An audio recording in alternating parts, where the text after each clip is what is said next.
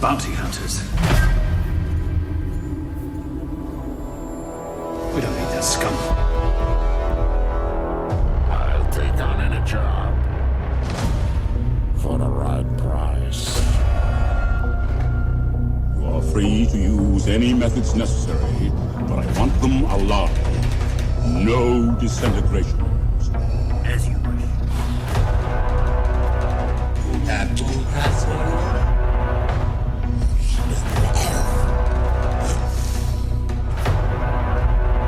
He's all yours, bounty hunter.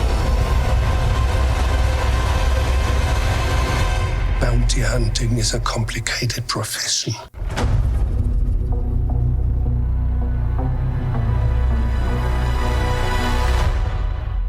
Welcome in to the Carbonite Chronicles, presented by the Hyperspace, podcasting in the 25th century.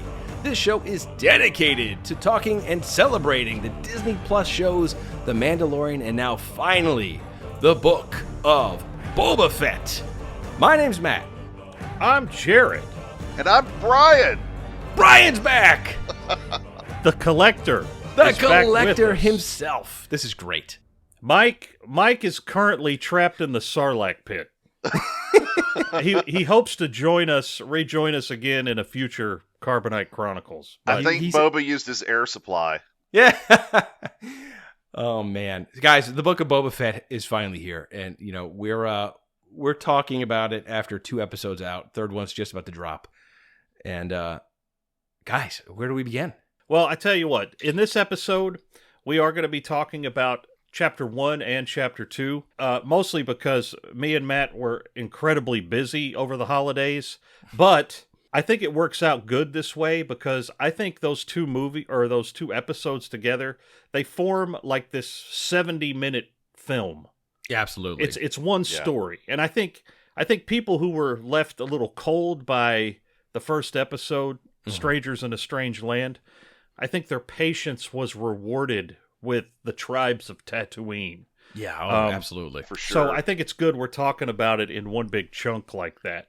And I'm sure that as the show goes on, it's going to form itself out to be one big movie anyway, the way it's going. So it's like, you got to be patient with this.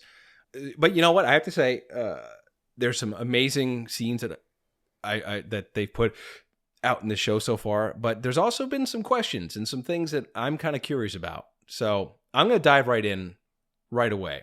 And by the way, if you haven't figured it out already, this show's full of spoilers. So, wait, hang on a second. I don't have a pet or a monkey or anything. You're the new spoiler monkey yourself. Just live the dream. Okay, I've got this button here. I'm gonna hit it, and it's crap. You know better than the monkey. No, Come on. I know. Hang on, let me hit the right one. Oh crap! I've got it on this this Walkman here. I tried to. Okay. There we go. 1982. Oh, I got it. Beautiful. It's the spoiler Walkman. Okay, guys. So jumping in, the 500-pound gorilla in the room, or 600-pound gorilla, or 1,000-ton gorilla in the room is Boba in the Sarlacc. Okay, I know he got a lot of flack. In the first episode for you saw like a minute in the Sarlacc, a minute, and then he was out. I think what they've done and what they're showing you is that throughout the show, you're going to get more and more of these kind of flashbacks of the Sarlacc, I'm hoping, as we saw in the tribes of Tatooine. But I have to say, I was one of those people that was a little disappointed, though I kind of understood why they did it that way, but I was a little disappointed that I didn't get a little more Sarlacc right off the bat, because that's really, in the end, kind of what I, as a fan, wanted to see the most, is what happened to Boba down in the gut.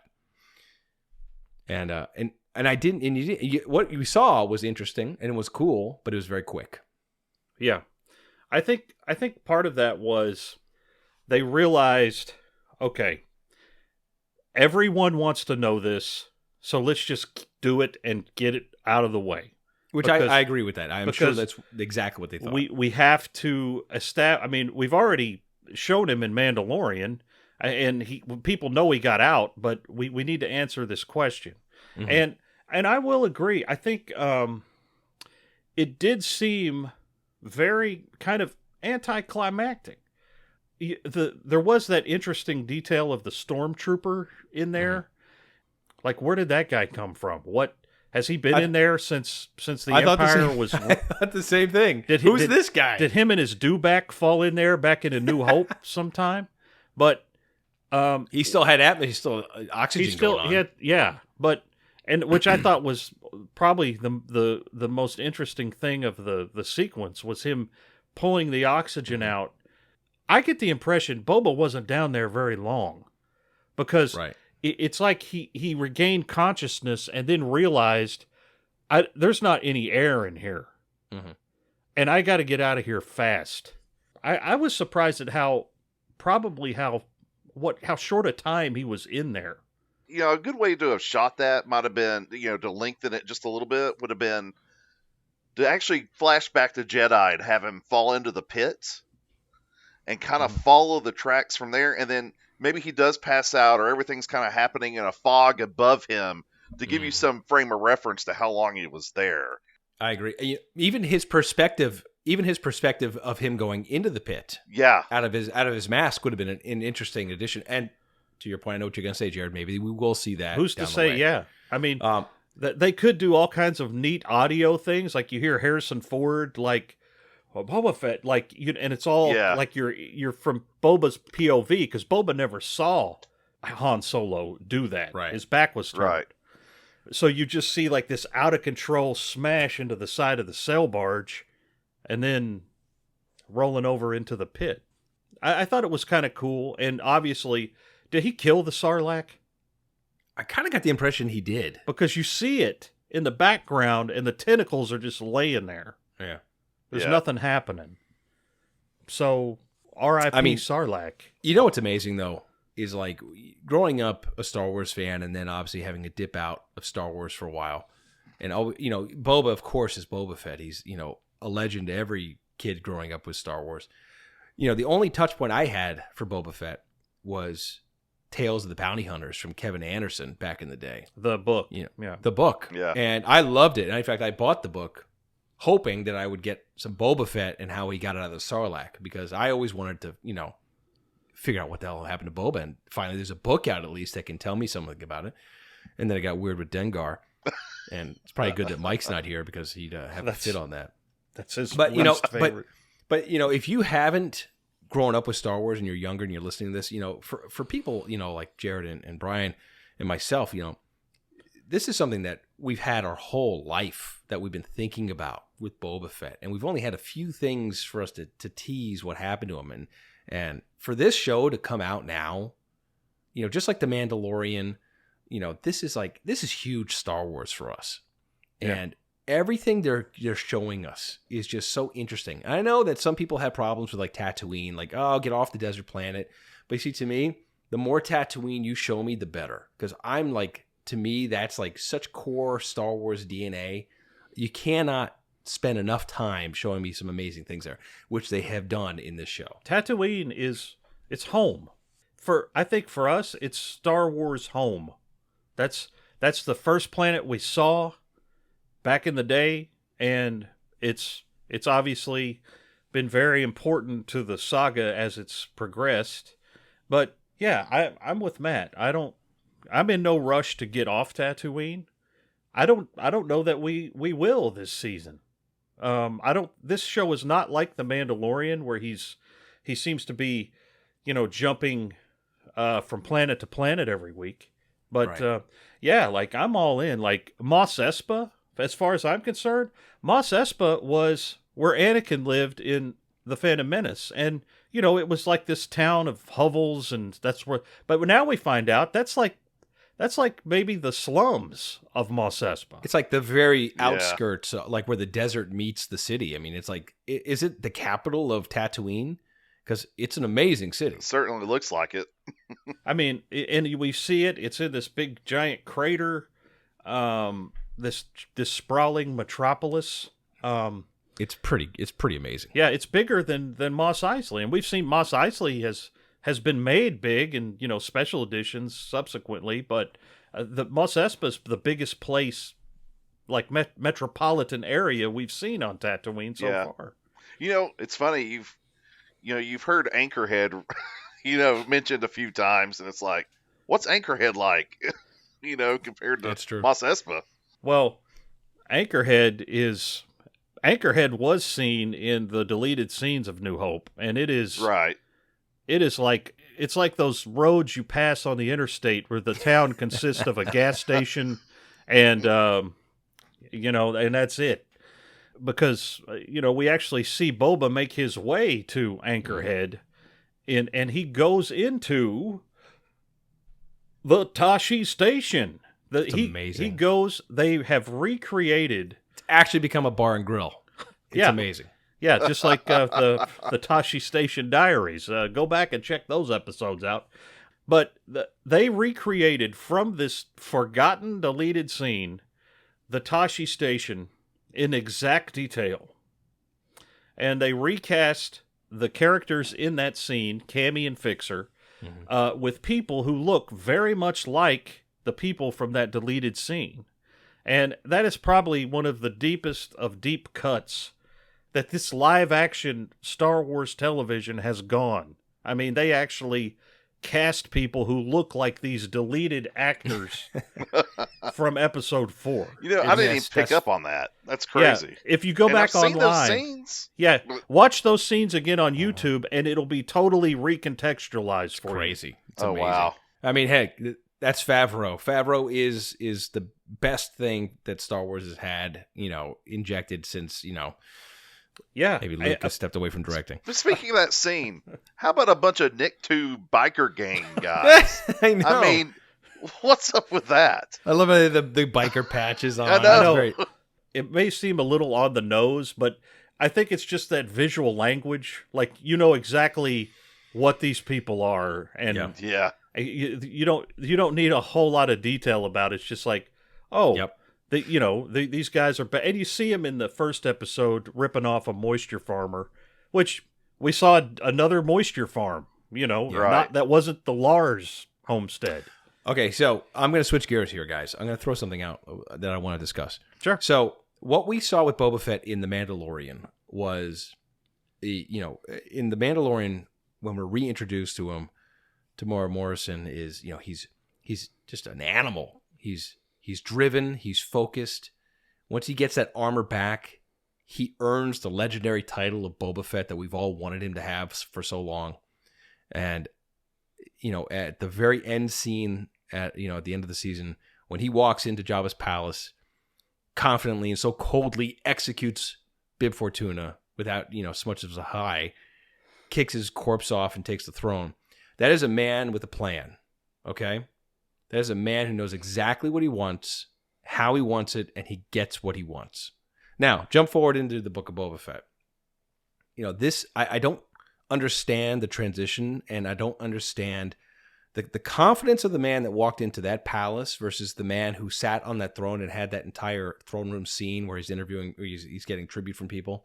That's a different man, and I don't understand how they switched gears, because it seems now that he's there, he really doesn't have a plan.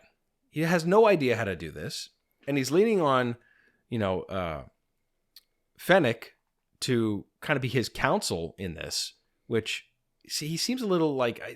the confidence of the man that walked in there does not seem like the confidence of the man who's sitting on the throne in the first episode. Yeah. Does that make sense? Yeah, I think, some people, when they're thrust into those positions, they're like, well, I'm going to lead this thing, and I'm going to do it my way, and then they There get you the are. power, and they're like, oh, what am I going to do with this? I don't know how to handle this. Mm-hmm. I'm going to need some help. And I think that's why he's relying on Fennec so much, is he's like, he may have bit off a little more than he could chew, or a little more than he expected. And Yeah, and I think that's obviously that's a theme of the show right now, is him learning, like, hey, this is a lot tougher than just going in and killing Bib Fortuna and setting on this throne and saying, yep, it's mine now. Well, Yep. there's a lot more moving parts than just, you wanting to be the daimyo of Tatooine. I guess, as the Mos Espa mayor says, it's harder to run a family than it is a city. I forget the line exactly, but Well, yeah. I mean, and I think his confidence may have been misplaced, but when he went in to kill Bib, I mean, that was the obstacle right in front of his face. So he's I'm like, also hoping that there's a story we're going to get connected to with Bib and him in between this. I would say, I'm hoping there was some animosity with Bib Fortuna that we kind of see the retribution. Maybe he ripped him off or something.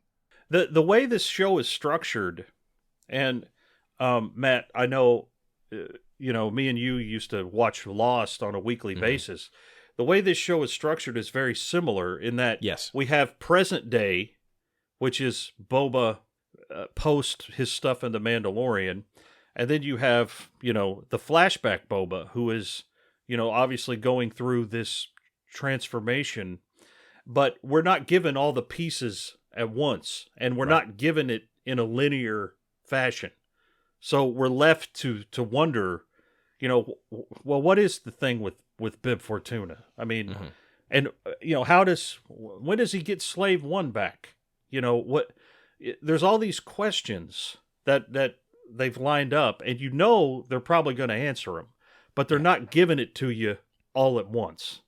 And I like that. I appreciate it. I agree. 100%. I agree. Yeah. And speaking of the flashbacks, I really like how they've gone back to the, episode 2-ish era. And, a couple of times with him holding the helmet. And, And that shot, and then the shot with Slave One flying away, which I guess that's Django going to Coruscant or something. But look, we're jumping around here, but since we're talking about that, we got to talk about nose lizards. Nose lizards. Well, now, before we get to nose lizards, obviously, Boba Fett has been rescued after the Jawas so coldly, ripped off his armor. Yes. And left him for dead. He was rescued by Tuskens, whom I'm not sure quite what their intentions were with him to begin with, but, they, through some trials and tribulations, he has won them over and become kind of part of the tribe. And it's really, I think the Tuskens are really fascinating to me. We got to see a little bit of them in how they interact in The Mandalorian, which I thought was great. But now we're taking a super deep dive into Tusken life and how interesting, how inept, but also how talented they are all at once. And by the way, we're learning things about Tatooine through the tribes. They said when the oceans dried up. I'm learning interesting history about Tatooine that I didn't know. I mean, it's a very fascinating storyline that they put Boba Fett into to, rehabilitate him. And it's really interesting. And those got those little eggs in the desert too that have that milk-ish water in them. I find that interesting that that it's not something that's ever been mentioned before. And then this is cool. Well, and what I'll say to that, because initially I was like, well, why are the moisture farmers trying to draw moisture out of the air if they could just dig around and get these melons? But then I heard somebody else talking, and they made a good point. It's like, hey, well, because these things are essentially coconuts, right? Right. You crack them open and drink. Well, coconuts don't grow in every part of the world. Just because Tatooine is a monoclimate planet, that doesn't mean that Luke or Owen could go out and just dig in the sand with a rake and find these things. Right. Yeah. Right. So maybe where they are in the Dune Sea, these pieces of produce or whatever they are, that's where they are. That's where they grow. You can also find sand krakens. In the desert. Exactly. Which that guy was straight out of Clash of the Titans. Oh my God. No kidding, man. It was like, maybe it was an homage to it. Because absolutely. It certainly looked like it. It was like spot on. I expected to see that better be its official name, because that Sand was the Kraken. You said it all. I needed to see Harry Hamlin, holding up Medusa's head somewhere off in the distance. Because, man. That's so good. That guy looked just like the Kraken from Clash of the Titans. But it was cool. I mean, I like seeing creatures and things that we haven't seen before. Yeah. And I think we all have this picture in our head of, what lives on Tatooine. And we only know that because of what we've seen the past 40-something years. Like, banthas, crate dragons, That's basically it. That's all that lives on Tatooine. Maybe Dewbacks. some dewbacks. But, you know, it's an entire planet that we've spent literally like 2 hours on. Yeah. And apparently it has wood. Apparently there's dead trees everywhere, you know, Oh, yeah. places. So There is. And you have to have a nose lizard to find them. that was Yeah. very funny. The nose lizard was a great. Even that, you know, it's very clever though, and it's something that people will talk about. And I'm seeing some great memes about it going around. Tyrone Biggums. You got any more of them nose lizards? Oh, I was gonna say I had a friend of mine that absolutely hated the nose lizard. Really? I thought it was great. Absolutely hated it. Oh man, what did he dislike about it? Just that it was too like I don't know. cartoonish or what? I don't know. He just was like, they pull this lizard out of nowhere, and it goes into his nose and I think guides it's him great. around. I mean, I listen. don't I know. mean, He you just could didn't harken like back. it. You could harken back to like you know, like the Native American tribes that, you know, use peyote to take, you know, I mean, yeah, obviously acid that's... drifters, and it's like that's actually what they're trying to, you know, connect that the Tuscan tribes are this kind of like connected to their planet, et cetera, et cetera, et cetera. I loved it. I thought it was really clever. I thought it was funny, and I thought it was, you know, it was Yeah, I didn't have a problem with it. good. Star Wars gives you good humor too. Like the right kind of writing in Star Wars is, you know, it's deep, it's visual, it's interesting, but it also is funny. And Yeah. that's what, you know, good Star Wars knows how to work humor in and out of their script. And Tamara Morrison played that very well because he looks at it, he's like, "Oh, a lizard." So I think I swallowed it. He goes, "Oh, yeah." I think I swallowed the bugger. And then, you know, let's talk about Tamara Morrison for a second because Yeah. he's like Killing it. He's killing it in this show. I mean, when we saw him in season 2 of The Mandalorian, and he was, you know, his introduction was this savage, you know, out of control creature. He played that very well. Mm-hmm. And now I love his little conversations with Fennec, just like, you know, his little asides, like, "I used to work for him. This is very weird." You know, just he humanizes him. And I think that's what's going to make this show work, is that, you know, Boba, you can't just have a show whose protagonist is a murderous, crazy person. And Right. and I don't think, you know, and I think they recognize that. And I think the Boba that you know, I don't know that Boba ever was that, but, you know, people can assign to Boba whatever attributes they want for so many years because he said so little and he did so little. But now that he's actually developing as a character, I really enjoy what they've done with him. Well, he apparently had a reputation, though, in Empire. You know, the Vader saying no disintegrations. Sure. But then, what did he do in the first episode? He obliterated that ninja. That assassin, man. With the little wrist rocket. Wrist That was rocket. great. It was He nothing just- left. Poof. Yeah. That seems to be part of the Mandalorian arsenal. Things that just make people turn to dust. Yeah. Which was- Because that dude vanished. Yeah, we're seeing some pretty interesting stuff too in this show. Like, you know, I tell you, Jennifer Beals as whatever her name is. Crap. What is her name? Like, She's the twin. Gaza like, or Garza or something like that. Something like that. She owns the club. I think, you know, she's only been on the screen a few minutes, but I think she's a great character so far. Oh, yeah. You know, There's I think something a shady lot- going on there. Yeah, For sure. it's Absolutely. great. And did you all notice the music they were playing when the first time they walked into the sanctuary? Yeah, it was the Cantina band. It was- Yeah. It was the Cantina music, but it was all like, you know. It was jazzed up. Yeah.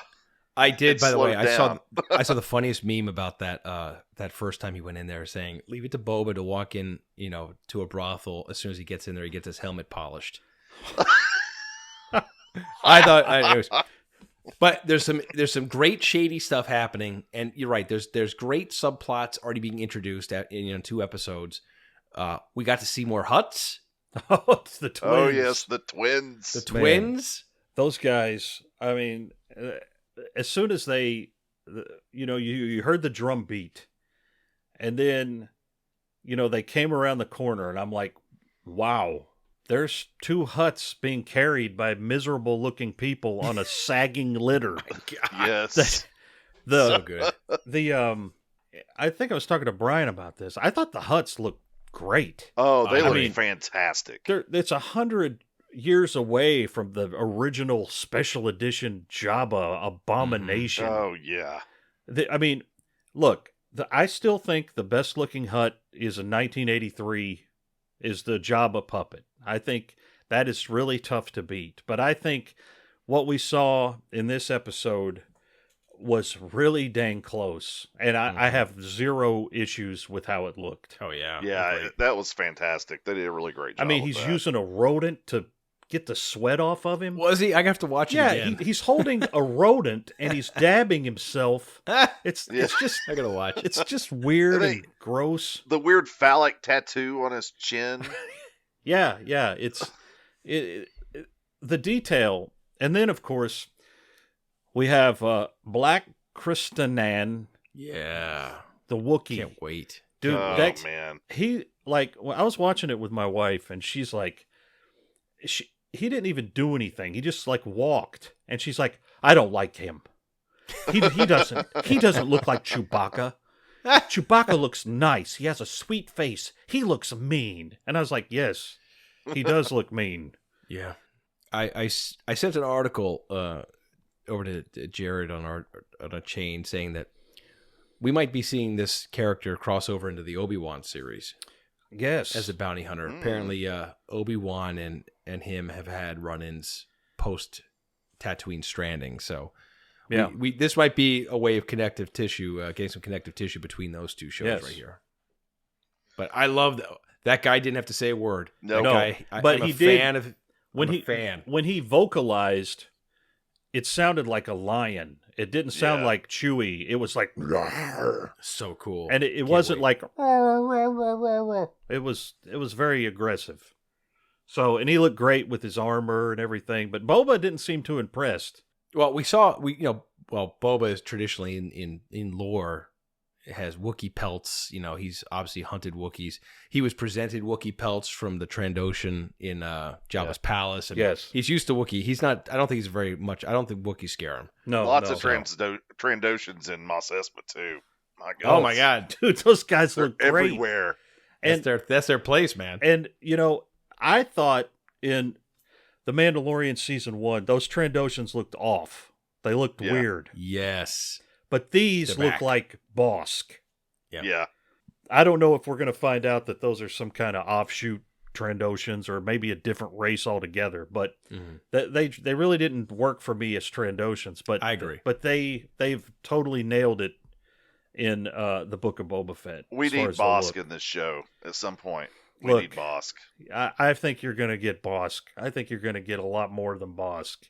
So, I mean, I don't know what, but I mean, Now, is this did they announce that this is a single one-off series, that there's no hope for any kind of like sequels? They want to tell the story in 8 episodes and be done with it? no, I don't think they've said that. I can't imagine that. That they're going to keep going on and on and Well, on. I mean, they could. I mean, The Mandalorian certainly is.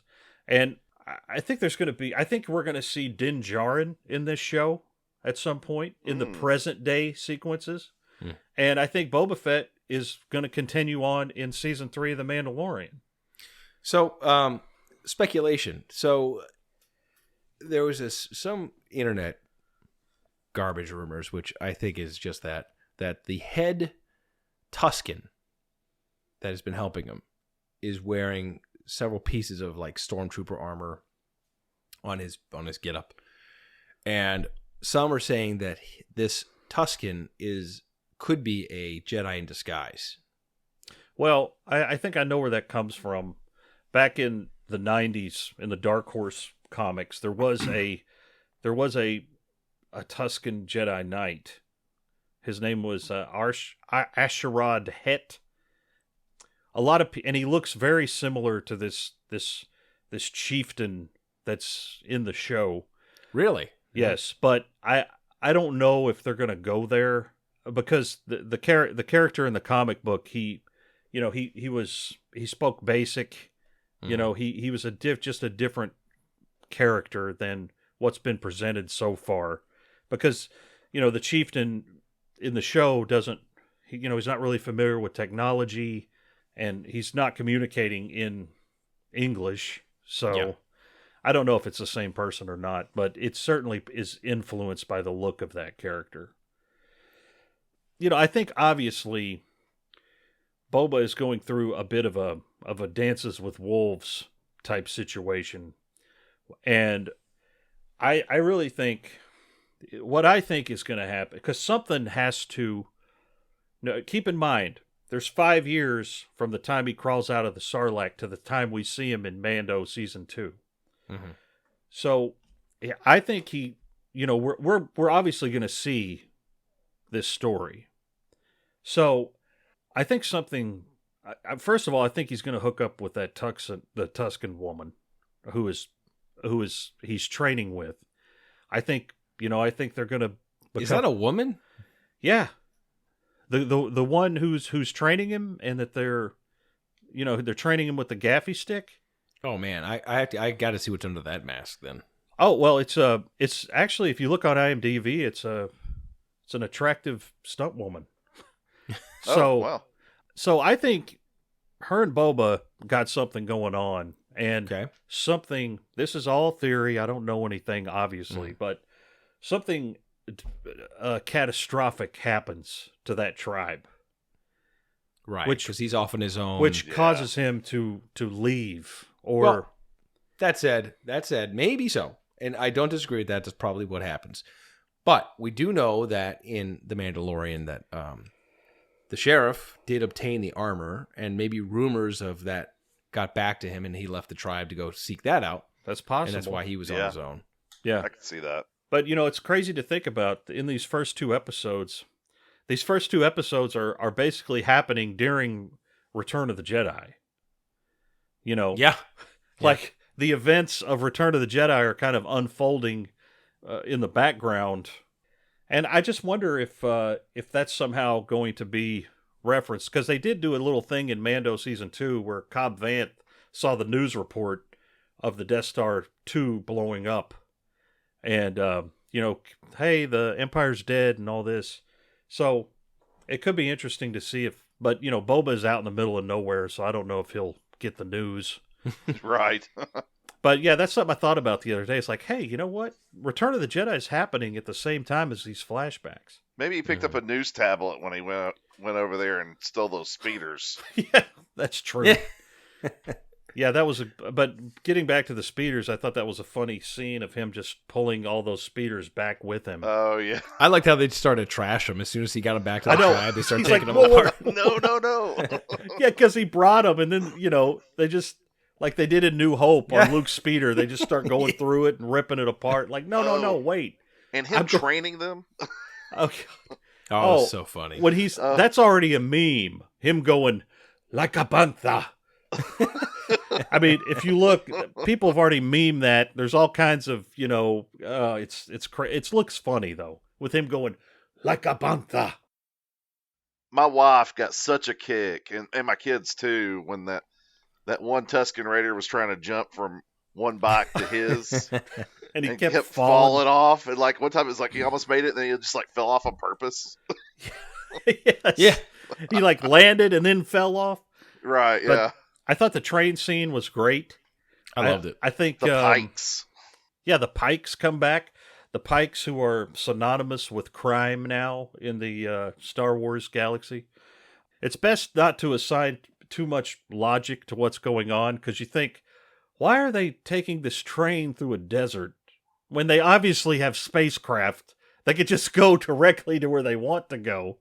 But who knows? I get what they're doing. It's definitely a like an Old West kind of thing going on here with the train and the heist and everything. I thought that was a great scene. Well, like maybe they were taking the train. They were talking about having to defend their cargo and all this. Well, maybe in reality they were taking the train and noticed all the windows went down on the train to actually shoot at things, and maybe that's the real reason. That's was possible. to actually shoot at stuff. Well, we saw the scene when Boba, obviously he let the Pikes go on the condition that they have to pay tribute, that they have to, pay the tax to go through there now, which is, maybe the genesis of his, start of, well, I could do this myself. I can be this kind of crime lord myself. I don't have to be a bounty hunter. I can do this. And maybe that's where he started to think about taking over the business. But, we're seeing a lot of really good, good scenes with Tamara. We're giving a lot of depth to Boba Fett that's outside the armor, and it's, showing who the man is and what kind of demons he's living with himself, which makes sense. But what's funny to me? Here's Tamara walking around, taking his helmet off in places, and to me, especially when he goes into like that club in Mos Espa, that woman had to have seen clones for years and years without their helmets on. So for him to walk in without his helmet on and look like a regular clone trooper couldn't be that intimidating. You know what I mean? Like, you have to think that they've seen this face 1,000 times over the course of their life. And now here's one in Mandalorian armor. And although strange, his face can't be that unique and that kind of like threatening. That's why the Mandalorian armor is always, the staple of what he does. Because his face has been seen a million times over at this point. Clones frequently walked around without their helmets on. Sure. So his face is not like a threatening thing at this point. It's it's probably a very familiar thing to see. It's like, it's another clone. Oh, well, if you don't know who Boba is. I mean, I just wonder how concerned he is about that, though. I mean, he's probably just like, you know what? I'm taking this dang thing off because it's hot and it stinks, and I don't.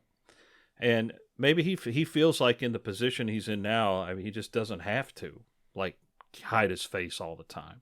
And he and might be able to connect with people too that way. Taking his helmet off, he's not just some random face. It's it's somebody that someone can actually connect to eye to eye. And I mean, and I just wonder how many people.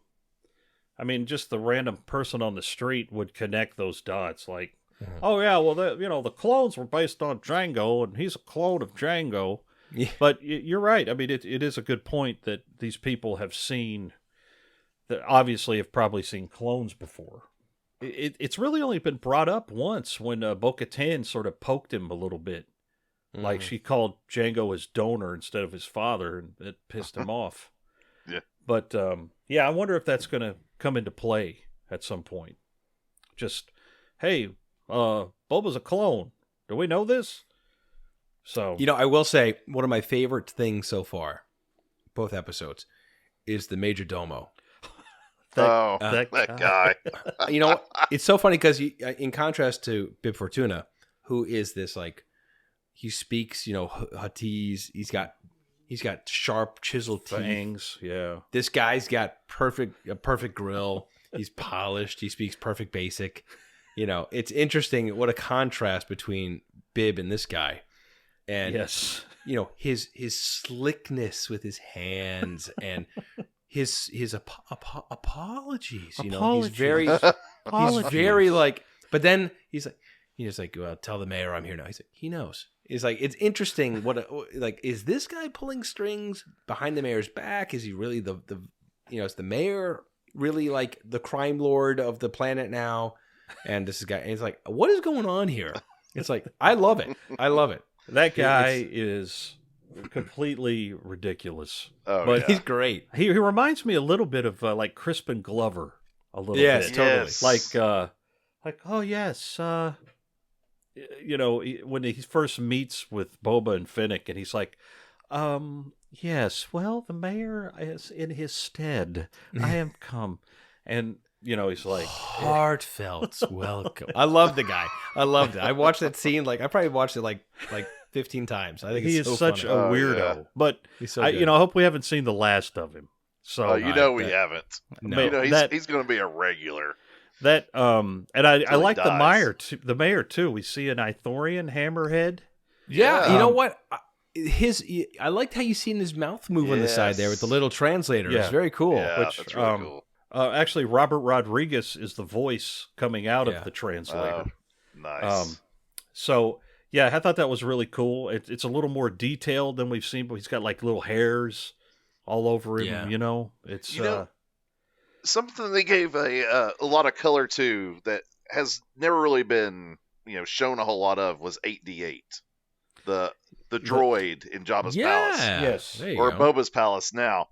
That droid was sitting there in Return of the Jedi torturing a power droid.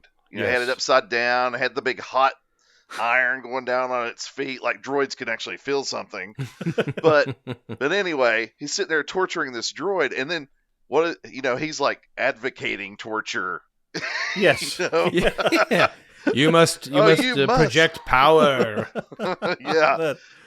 And those eyes, those glowing eyes he's got. I really like that they developed that droid character a little bit more. Yeah, Absolutely. they brought back Max Rebo. Yes. From he survived. He survived he's sitting there, playing with his blue trunk, just flapping around. So a lot of people apparently got off that sail barge. Okay, so which Bith was he playing with? Who knows? I don't know. That's hey, like what instrument was he? Hey, Jared, what instrument was he playing? I'm not reliving this with you. All right, guys. I want to speculate on something here. Okay. Okay. All right. So, what's going on with Boba and the Bacta tank? So after the fight that we saw, I mean, obviously he's healing up, obviously in Boba's beautiful airy chamber above the throne room. Yeah. But I understand him healing from his I guess his wounds from the Sarlacc. But when we saw him in The Mandalorian, he was fully, he had no issues at all. And then he gets in a scuffle in the street. He immediately has to be taken to the Bacta tanks. What do we think's going on there? Yeah. Is it a feint? Is it just like projecting weakness, or do we think it's real? I don't know, because the first time I watched that, it struck me that he was the first thing he's like, oh, I got to get out of here. I got to get back to my tank. Like, I don't, and it was really like, what? What's going on here? So I don't know if there's something else, something new that's wrong with him. Because you're right, in Mando, he wasted all those stormtroopers and didn't break a sweat. Now, just I don't know, weeks or months later, he has this scuffle with those ninjas, and didn't use his jetpack for some reason. Yeah, that's been highly. All they had to do was like show somebody like jamming a stake, electrifying the backpack to like shut it down.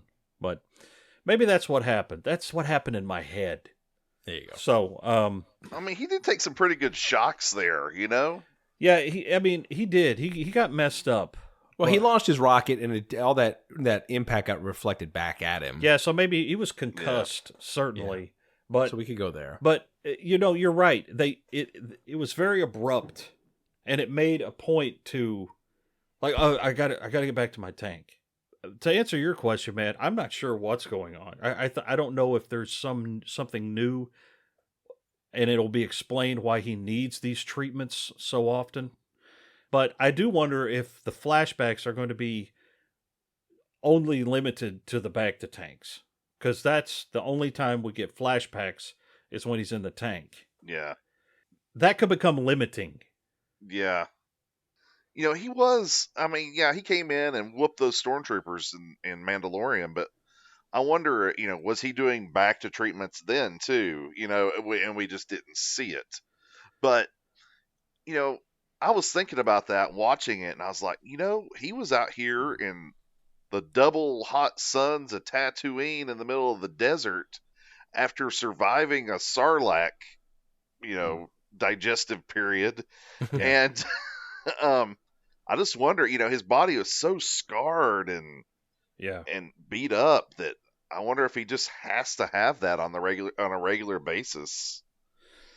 I don't know. Of course, there's athletes that do hyperbaric chambers all the time, so I mean, I don't know if we're going to get the answer. I hope we do, but I have to say, after 2 episodes, we're seeing some amazing stuff. That people hated on it after the first episode, but I think the haters were silenced after the second. It was a lot of fun. I'm really looking forward to the 3rd episode. I really, at some point, do want to see Gamorreans get hosed down and fed. Yeah. I thought that was that was a great line. Gamorreans hosed down and fed. while you're sequestered. So funny. Good stuff. These guys are large, but they're not quite as large as the ones from Return of the Jedi. Yeah. They just kind of got dad bods. Yeah. I love the show so far. I'm really excited about it. I'm completely captivated, and I have high hopes that this is going to be even better by the time it's done than what I even felt about The Mandalorian. I thought The Mandalorian's great. Well, the Ming-Na and Tamara Morrison did an interview just a couple of days ago that was released, where he started talking, and she basically had to say, "Hey, whoa, shut up, don't." So he basically said, "Oh, you guys just wait till the end of the season," and he's like, "We got all kinds of," and then she's like, "Stop talking." She's counseling him from the side still. Yeah, so I don't know. That makes you wonder. I've seen rumors on the internet I don't think I believe, but I didn't initially believe they'd bring back Luke Skywalker either. So that's a good point. Yeah. I don't know. I mean, listen, Han Solo might make an appearance. And that's what I I'm was talking thinking. about. That's what's going around the garbage news sites right now. I mean, Ford's already filmed something. you can bring Luke Skywalker back. You can get the bring guy who hit the Chewbacca, jackpack. get the Falcon in there. Yeah, I mean, look, we might see it. Listen, it might be up there. He might be really upset with Han Solo, Dude. So I think it's something you have to address at some point. I'm hoping, and I think that I think they learned from their Luke Skywalker. Look, like we adventures, like we did before when Mike predicted the Luke would show up. Here we go. Han, Chewbacca, Luke, Leia, Grogu, all show up. all in this one. All in this one. All show up in the Millennium Falcon. Okay, real quick. We're gonna wrap this episode up, but we did meet in the Bad Batch Boba's sister. His sister. Yep. That would be interesting. Although I don't want it to be Tamara Morrison in a wig. My goodness, No. please. No. But no, you're right. The Bad Batch. What about Cad Bane? Oh, I love Cad Bane. I would love to see Cad Bane. And If we see that 10 in your helmet, I'll do it. if we see Cad Bane in live action, then I'll probably kick my screen down just out of sheer excitement and set fire to my house. Well, listen, guys, Don't the do Carbonite that. Chronicles. The Carbonite Chronicles is back. We're talking about the Book of Boba Fett. As long as they put out episodes, and we're excited. Finally, we get some Boba Fett. We can sink our teeth in some Boba Fett. We've been waiting a long time. Brian, Thanks for we want joining you us on these episodes. Yeah. We need to hear more from the collector's voice. This is important stuff, folks. All right. Well, until next time, I guess the Sarlacc is closed. Grab your air hose and just wait till we drop a new one. You know you can't live without this content, so subscribe to the Hyperspace Podcasting in the 25th Century. Follow us on social media, leave us a review, and join us next time as we take you into the 25th century.